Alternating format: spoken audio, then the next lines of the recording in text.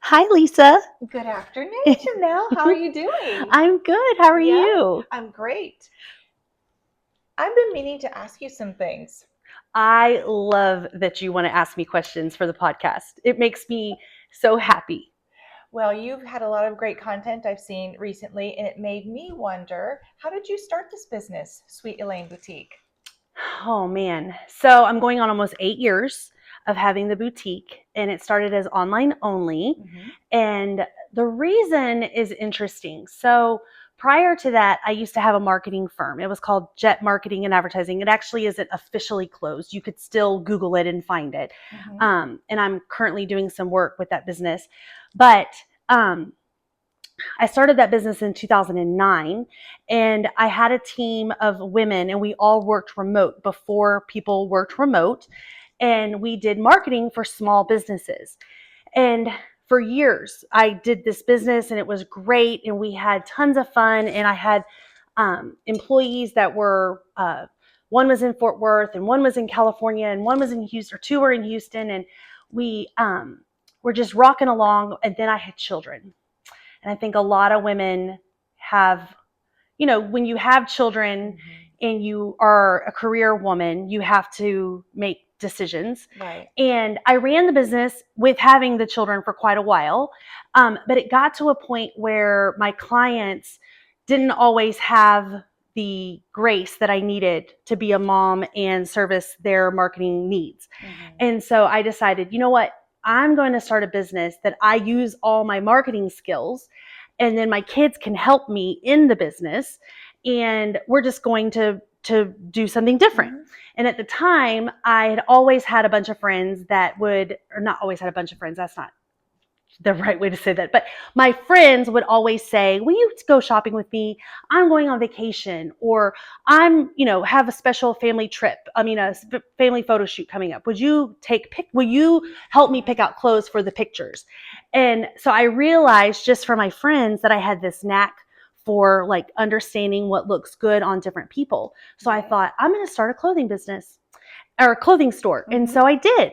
And the kids were little, and my youngest was 2, and it was precious because he would help me hang things up. And then my daughter would help. And it was like a family business. Whereas the marketing part, they never could help me because that was computer work and management of people and deadlines and but the clothing business, they could actually physically help do the work. And so it was really cool. And so I decided, you know what, this is what we're going to do. And I'm going to specialize in teaching women how to dress for their body shape. And that's what I've done. And so here, 8 years later, I've got the store, and now it's not just online only. And I get to serve clients and help them learn. And my kids still do help, not nearly as much as they used to. It's not fun anymore, but they still do help. Novelty is gone. Yes, but here we are. Well, I love that your background brought you full circle to something that you were obviously good at, and there was a need. So I love that. And where did the name Sweet Elaine Boutique, where did that come from? So at the time, I wanted a name that was easy to remember. I didn't want, because of marketing, I wanted something that would, like, people maybe didn't remember it exactly, but they would remember the sweet part or the Elaine part or whatever. And then I also started the business. We was supposed to combine 3 generations. So it was supposed to have children's clothes, my age range, and then retired women. My mom lived closer, and she would come and model for the store. And so my daughter and I and my mother all have the same middle name, Elaine. And so that was supposed to represent all the generations. And I did carry kids' clothes. And Sydney, when she was 3 to about 7, I would have clothes off and on for kids and girls. But I've since dropped kids' clothes. I still support women in more mature ages. My mom has since moved a lot further away, but when she does come down, I always make her model. And Sydney still helps at the store, but she doesn't. I don't have kids' clothes anymore. They don't sell fast. I bless the women and men who have kids' clothing stores, because it is a hard business. Kids' clothes are. So I got out of kids' clothes. But that's why it was supposed to be representative of 3 generations. So what would you say is your age group now? So it normally, the short answer is 40 to like 70. Mm-hmm. But I still have a lot of ladies that are like in their 30 to 35 range, because I find women, after they have major life changes, is when they tend to come and need help with styling. And so once a woman has a baby, Mm-hmm. and her body totally changes, and she can no longer shop for clothes at Target and what's that store? American Eagle, because our bodies are different. Then they start like researching, what do I do? How do I, because you don't want to dress like your mom when you're 30, but you also can't dress like you're 20 anymore, and you're a mom and you've got kids pulling on your shirt. So whatever that range is when women have those children and are ready to come and like start over, if you will, with a wardrobe, is when I see women the first time.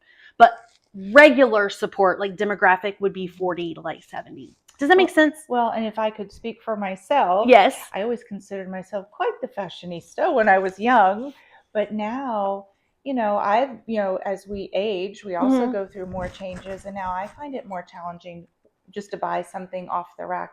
I definitely can't order it, from some of those retailers that are online, Yeah. So it's nice that you will help tell us what size works for us, Yeah. because sometimes I think we're a little off in our perception. Most women think they're bigger than they are. And so I'm constantly telling them, no, that you are a size 12, or no, you are a size 16. And so back to like phases. So I see when women need styling services, it tends to happen during changes of life. So like after you've had a child, and it doesn't happen right away, right? Like it usually happens when like their last child is like 3 or 4. So whenever that falls in their 30s or maybe even 40s, that's when I see ladies the first time, when they really start noticing like, I feel out of style and frumpy. Then I see ladies again when they get into, I call it the fit stage, where their kids are older and they're starting to take care of themselves again, instead of always putting all their energy into the kids. And maybe they've lost like 20 pounds and they, feel really good about themselves. Then I'll see them then. And that's usually like in their 40s. Then I see women again after menopause, because their bodies totally change, and like your heat sensitivities change, and your belly and where you gain weight changes. Your boobs don't go down, they go out. And have we not talked about that? Oh no. It is. Yes. And so your boobs change. And then I'll see ladies again when they go through the empty nest syndrome, like it's a syndrome stage, because they're trying to reconnect with their husband and they don't want to like give in to being old. You still want to look cute. Yeah, we still want to look cute. And it doesn't matter if you're 65 or 70 or whatever. And so that's usually when I see ladies for styling services. And then once I've had a styling session, it makes it easier then for ordering online later. And so sometimes ladies, they just want to come and shop, and that's fine. There's nothing wrong with that. But my passion is, like you're saying, like where I can say, but Lisa, this has happened and now this is different, and you're tall, so you're going to need to go up a size. It doesn't mean you're heavy. It just means you need the length in clothing. And then once we've had that discussion and talk about your hourglass frame, and that it's really important to tuck in your shirts, which I'm still working on you. Then when you order later, even if it is online because you're across town or whatever, I can say, no, this is going to fit. And that's one of the reasons that I like to do styling with women and customers, because it builds a relationship. And then I really get to know their sizes and can make better recommendations moving forward. I saw firsthand, I loved what you did for a friend of mine. You styled her a couple of months ago, and I hadn't seen her since, or her little bitty waist, or your styling session. And I was coming down the drive here, and someone was yoo-hoo, saying hello to me. I was like, who is that? I don't recognize him. And I must have told her 10 times how great she looked, because you told her, you know, you need to wear a smaller size pants that aren't baggy on you, more slimming to her frame, and tuck that shirt in and wear those hoop earrings. And she looked stunning. Oh, Yeah, she's such a sweet person. you Thank did you a great for job. sending her this Yeah. way. But it makes a difference. And when a woman, it brings me so much joy. I got a text just today. So I had a customer a few days ago. She came in for a styling session, and she was in the frumpy stage and is like, I just don't know what to do. I'm starting to feel really frumpy. And she was very petite, only 5'2". And long story short, I told her, you're just wearing things too long or too big, and your shorts are too long. You're only 5'2". You have no business. I don't care how old you are, buying a 9-inch inseam shorts. And we joked, and she's like, oh, I don't know if I can show that, because I got her some 4-inch inseam shorts, and she looked precious. And she's like, I don't know if I can show this much skin. And I'm like, you can. You are tiny and petite, and it doesn't look age inappropriate. Like, you look great. She texted me this morning and said, I wore the shorts. My husband noticed, and I'm still getting used to it. And he said they could probably be even a little shorter. I even bought my first pair of shorts in decades after you put shorts on me. You look great in shorts. And then you put me in a dress with a sleeve similar to this blouse. And I have not wanted to show my arms again in it's decades. Just something women do. Now you can't get me out of that dress. Every time it's clean, I'm wearing it again. I think my family's getting tired of seeing it. So. No, it looks great on you, I'm sure. But it's a great color, and I love it. It makes a really big difference, and it brings me so much joy, because everybody's body is different. And I might tell, like, the customer that's only 5'2", I would tell her, you have no business wearing 9-inch inseam shorts. But then you're 5'9", and you might look great in 9-inch, and you can pull that off, you know? And it really does, it differs. And that's why the styling is so, like, magical to me, you know, because and then once as a woman, once we're armed with that information, it's like, wow, you look at your closet differently, you shop differently, you dress differently. And then people start noticing, especially your person, your husband or whomever. And when they start noticing, you're like, oh, and I love that. I get my husband said text or message through the website. I get that, I don't know, 5 times a month. And I just love it. It's just like, and it's fun that we maybe just get used to what we wear is what we wear. And then you bring a fresh perspective. I know one day you had put an outfit on me that was on your Facebook page. And my friend texted me. She goes, I hope you bought that outfit. Oh, the one with the pretty lace? Yes.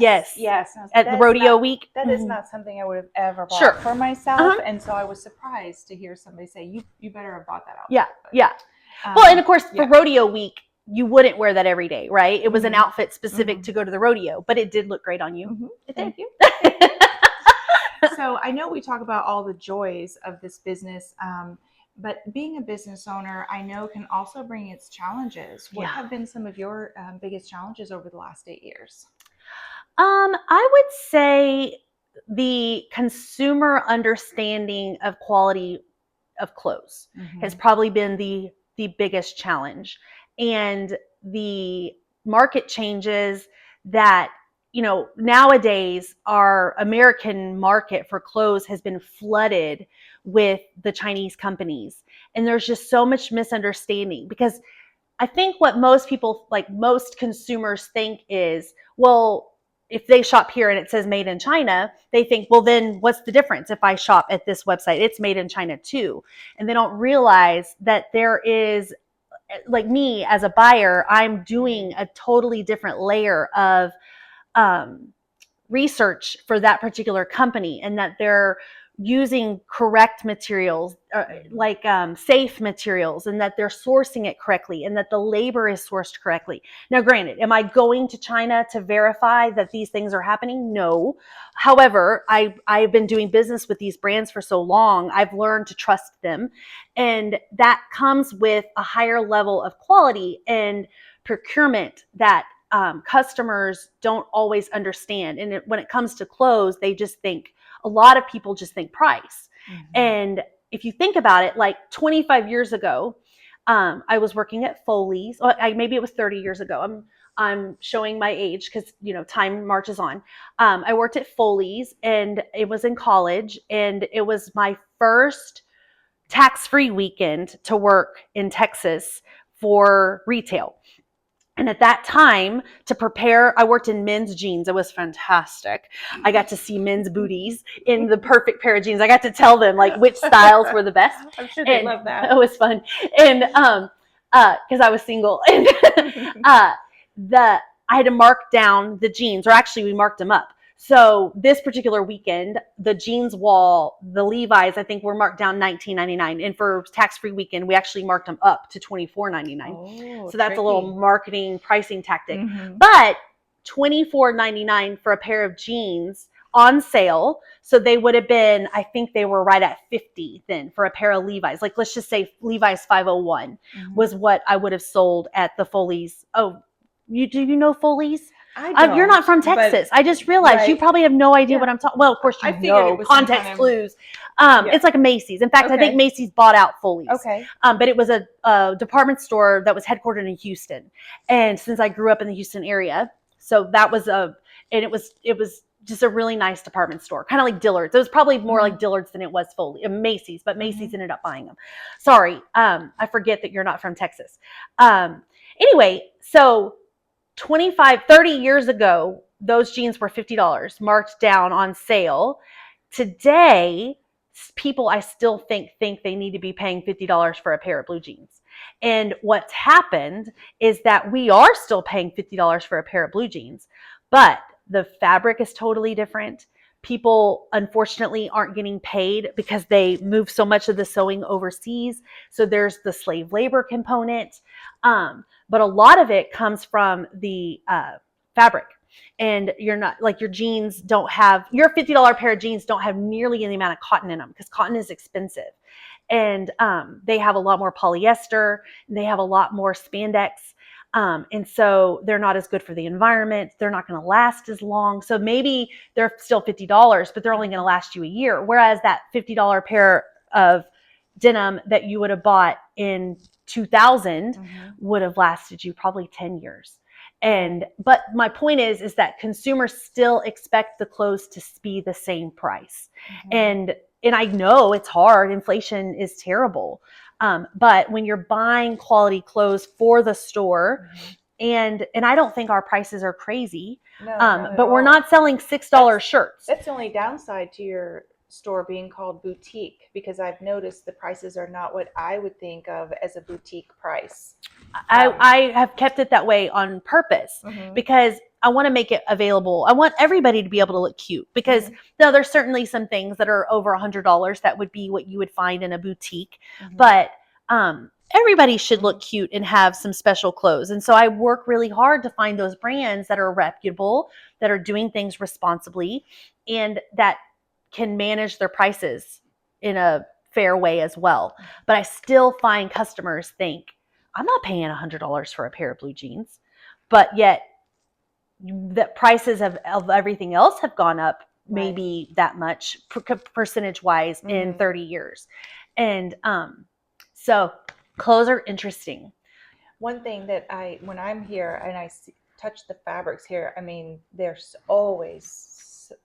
so nice. I'm obsessed with like a dress that you had today that you were wearing. It's so silky and just flows, and it's so nice, and you can't always see that. It is hard to see when you can't come. But all the fabrics are always nice. Well, thanks. I mean, I can only credit that with regularly buying brands that are reputable and having relationships with them. That's UMG that you're describing. And I've been buying UMG now, I bet it's almost been 4 or 5 years. And I mean, it's just quality you can expect. And that is important. And it's important to customers. It's as important as a buyer. And I think I was telling you, I had a long day yesterday with meetings and lunch appointments, and I wore an UMG outfit all day long, and it just laid so nicely. And that linen set. I love their linen for the summer. It just made me feel polished and put together because it was a whole outfit. Yeah. Good for you, I love it. Lisa. Yeah. Yes. Thank you. So you've been modeling for the Mhm. store since February. And we haven't officially had a styling session. We've just had styling while you're here and I'm dressing you and you've learned along the way. What would you say is your biggest takeaway in the few months that you've been here? To definitely look at the quality, because it's something, you don't want to wash it one time and have it, the material fray or fall apart, or that's frustrating. So I know even over the years when I've bought quality fabrics, we talked about the shirt I wore here today. I said I'd probably washed that shirt 100 times. I love it. I know I did pay a little bit more for it at another shop.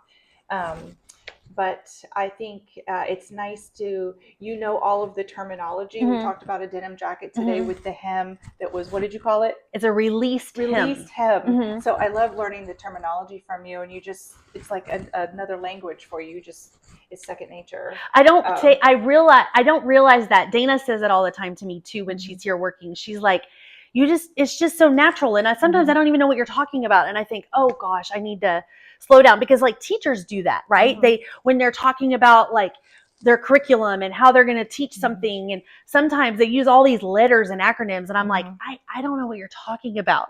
And here I am when I'm interacting with you and Dana, y'all often, and I'll be like, I need to stop. I have to explain what that means. But it's good to learn. I love learning it from you. Oh, thank you. I love you being here.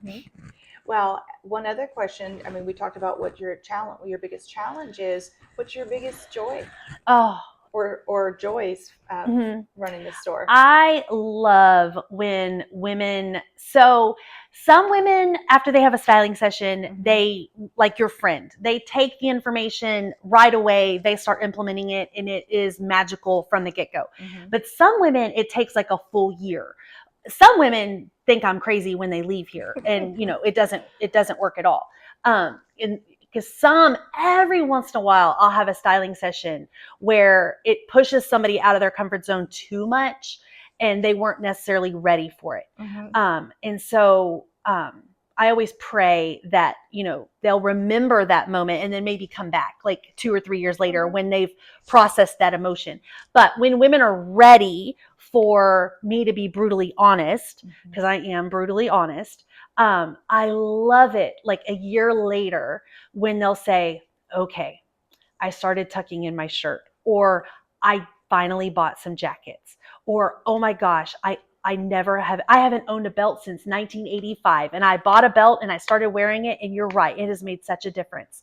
And it's not about being right. It's not, I think sometimes I come across as like a know-it-all, and it's not that at all. It's just like empowering somebody with that information and then them actually applying it. It's just so amazing, because then it manifests into confidence, and it's like therapy, and I'm not a therapist, and it's just like everything for me to have a woman say, I am beautiful and I am a size 14.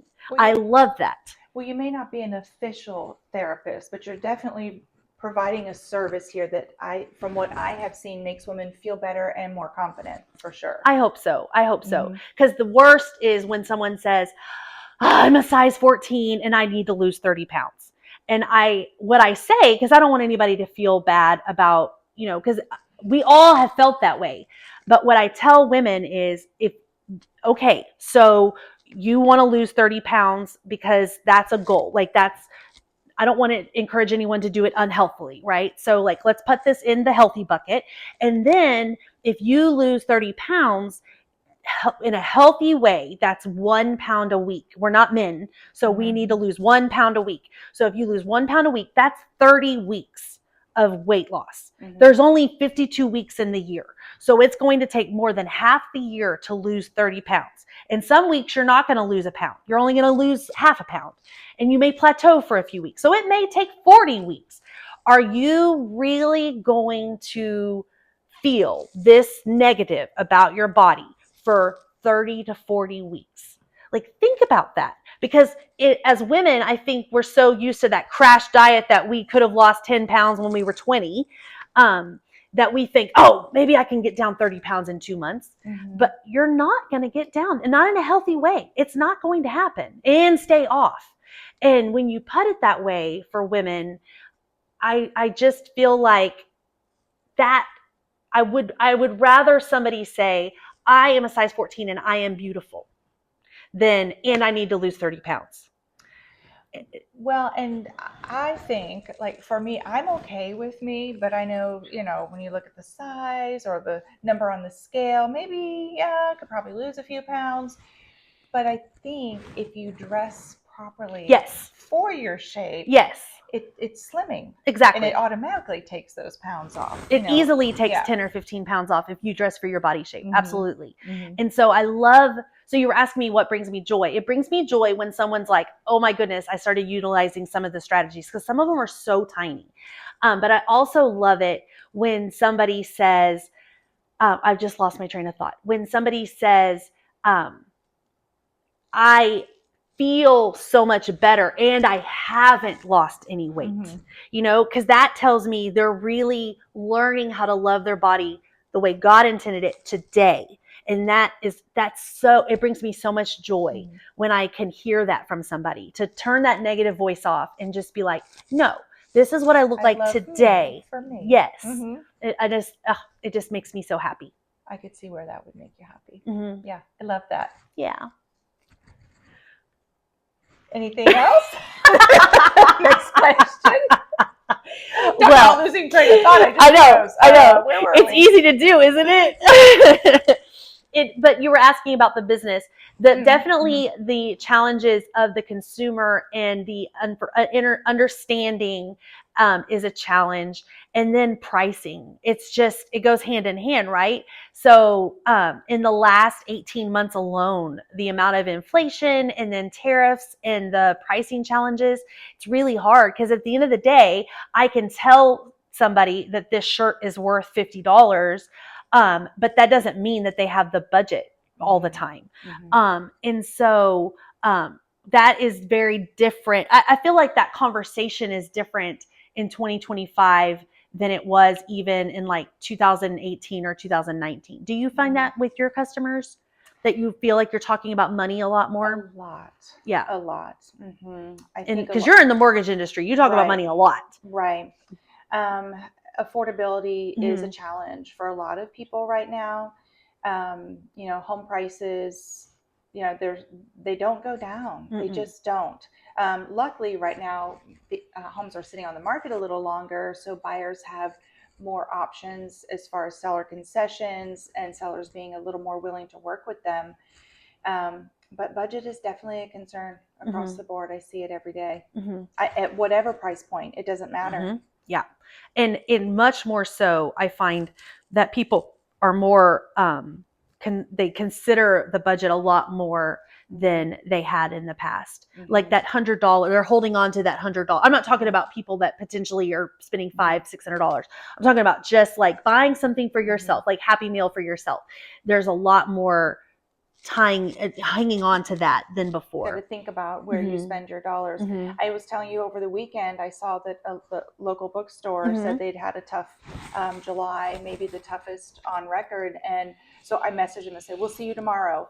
Because I don't want our only small, adorable local bookstore to go out of business. Am I allowed to say what their name is? Sure. Lark and Owl. Yeah, it's a great store. Love them, and they have a little bistro. So I told my son, I said, if you're eating today, you're going to eat from there. So we went by and got a little snack at lunchtime, and it was delicious. Probably one of the best coffees I've ever had. Oh, I've never had coffee over there. It was really good. Okay, I'm gonna have to go. We asked the barista what's everybody's favorite, and he told us one, and it was an iced coffee, I think with Nutella flavor. Oh, it was delicious. Oh, nice. Okay.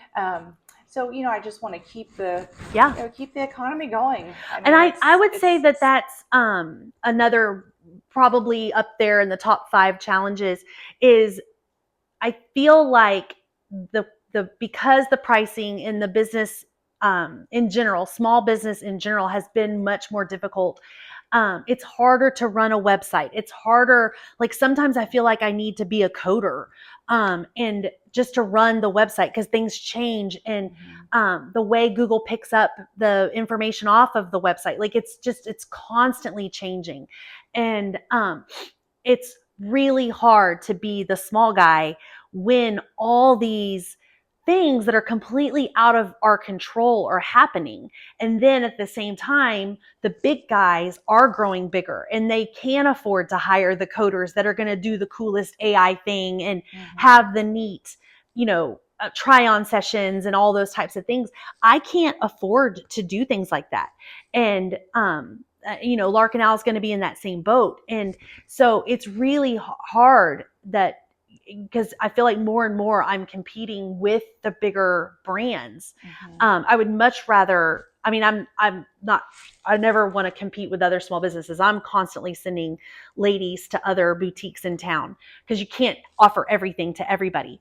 But I would much rather be in that boat than having to compete with, the Old Navies and Targets. And because I'm not going to win. They've got deep pockets, Right. So, and that may be just my maturity, that I'm more aware of it. I don't know that that's different, but I feel like small businesses are struggling more so now. I don't have the deep pockets that they have. So there's just something special about this boutique. And so people don't always have the opportunity to come here directly. So they've got to rely on your expertise, but you're a real person that's handling all of their questions and doing everything. Yeah. And we're really trying on the clothes. This is your baby. This is your, this is your business, it's not what's just really a corporation.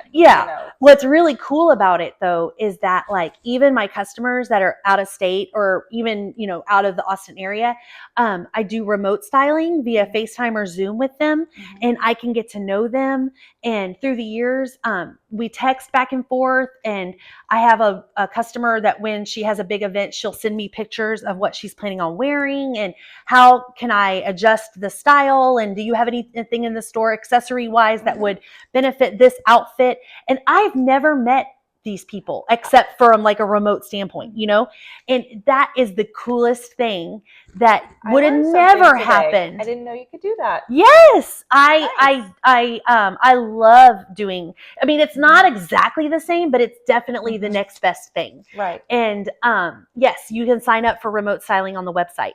And I'm the only one that does them.